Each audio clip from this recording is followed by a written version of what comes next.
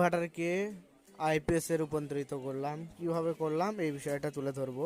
তো এটা হলো ইনভার্টার, এটা অটোমেটিক যাতে চলে তার জন্য আমরা তিনটি রিলে ব্যবহার করেছি।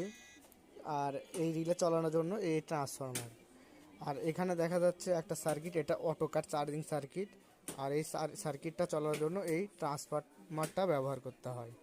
আর ব্যাটারিতে চার্জ করার জন্য এই বড় ট্রান্সফরমারটা আমরা ব্যবহার করেছি। তো এটা আইপিএসের মতোই কাজ করবে, সামনে ডিসপ্লেও লাগানো আছে। আমরা আইপিএসটি অন করার সঙ্গে আইপিএস লেখা এসেছে, আবার যদি অফ করি লেখা চলে যাবে।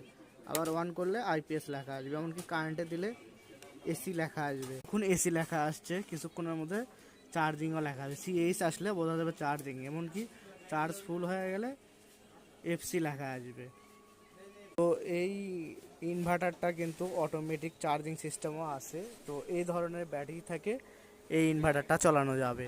তো এটা তৈরি করেছি এক কাস্টমারের রিকোয়েস্টে।